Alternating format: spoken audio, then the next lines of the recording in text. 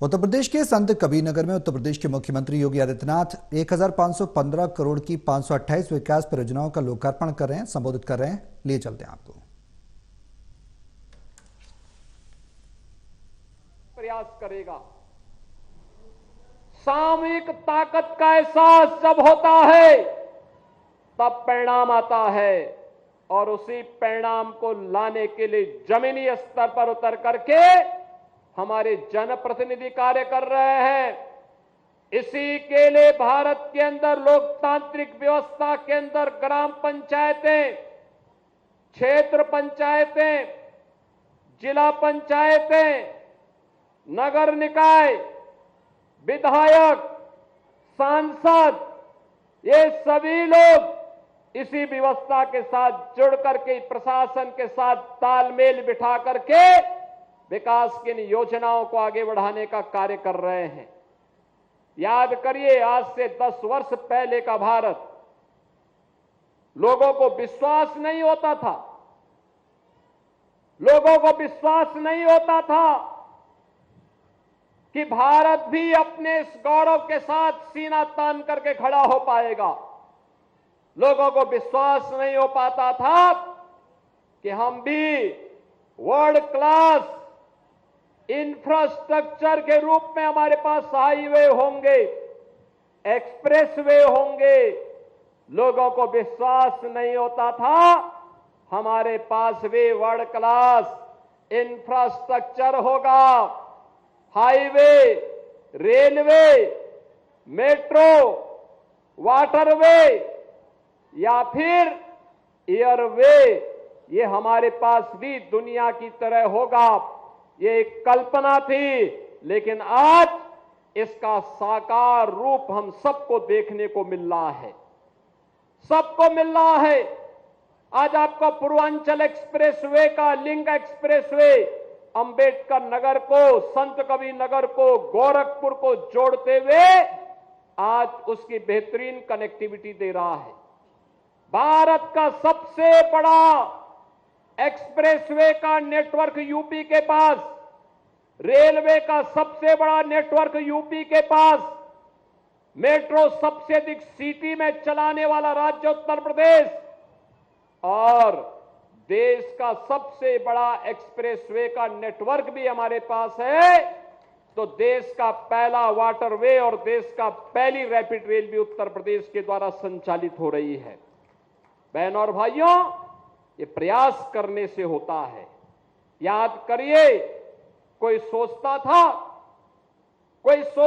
10 वर्ष पहले अयोध्या में रामलला का भव्य मंदिर बन पाएगा।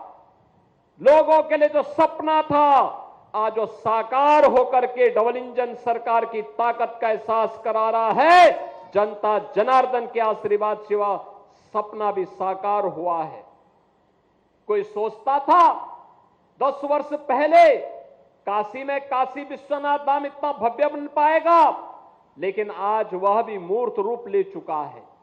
कोई सोचता था कि मां विंध्यवासिनी का धाम इतना भव्य रूप ले पाएगा, आज वह भी भव्य रूप ले चुका है।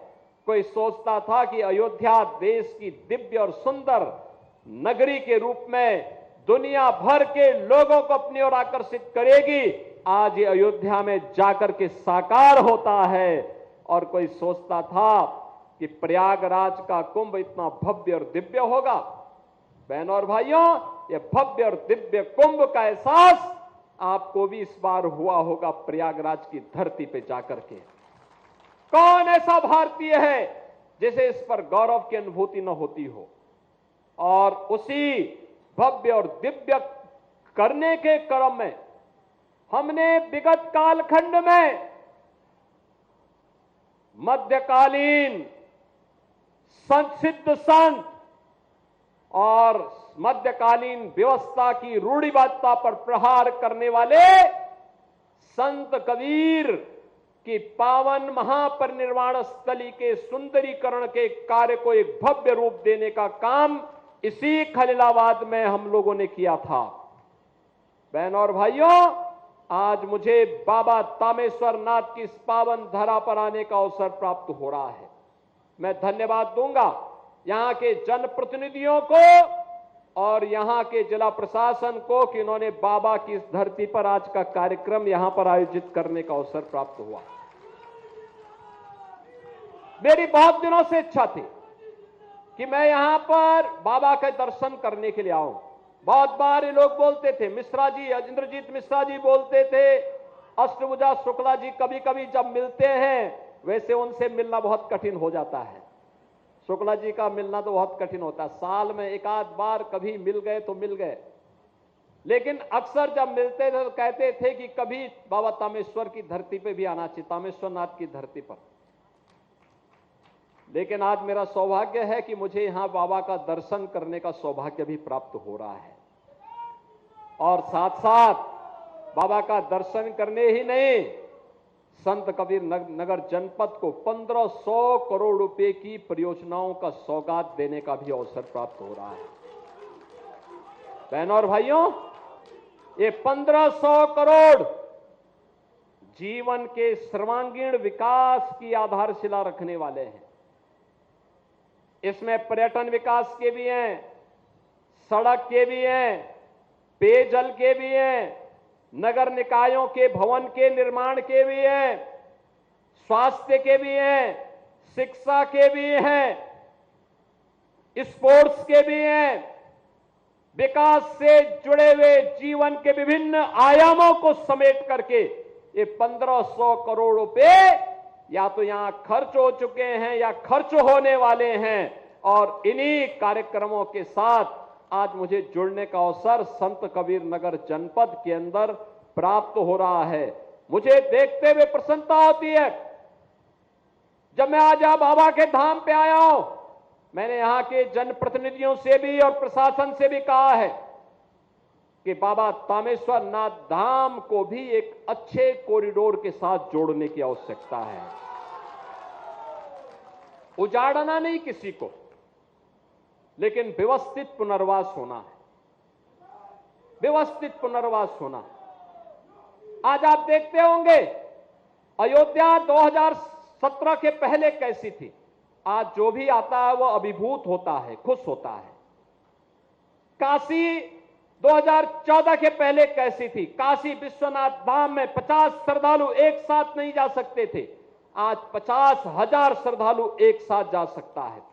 मां विंध्यवासिनी धाम में 10 श्रद्धालु एक साथ मंदिर में नहीं जा सकते थे, आज वहां पर 10,000 श्रद्धालु एक साथ माई के दर्शन करने के लिए मां विंध्यवासिनी धाम में जा सकता है।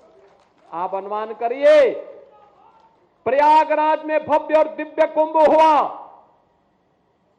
अगर ये कुंभ 2017 के पहले लगा होता क्या हाल होते। और इस बार 66 करोड़ से अधिक श्रद्धालु आया और सुरक्षित मां गंगा और भगवान प्रयागराज का संगम का आशीर्वाद लेकर के अपने घर भी वापस आया। बहनों और भाइयों, ये व्यवस्था का अंतर होता है। जो लाखों श्रद्धालु बाबा का दर्शन करने के लिए यहां पर आते हैं, उनको सुविधा मिले, सुरक्षा का माहौल मिले, ये सबकी जिम्मेदारी बनती है। यहां के गोसाइयों की भी बनती है, प्रशासन की भी बनती है और शासन की भी जिम्मेदारी बनती है, उनको सुरक्षित और अच्छा माहौल मिले। और उस प्रकार के माहौल को देने के लिए मैंने कहा है, गोसाइयों से बात करो, ग्राम पंचायत वासियों से बात करो, अच्छा कॉरिडोर का निर्माण हो, बाबा के भव्य मंदिर का निर्माण हो और भव्य स्वरूप बाबा तामेश्वर नाथ का मिले, जिससे इस जनपद को एक पहचान मिले, सनातन धर्म को एक पहचान मिले।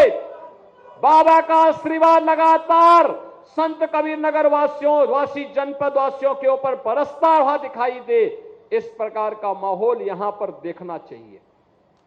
और बहनों और भाइयों,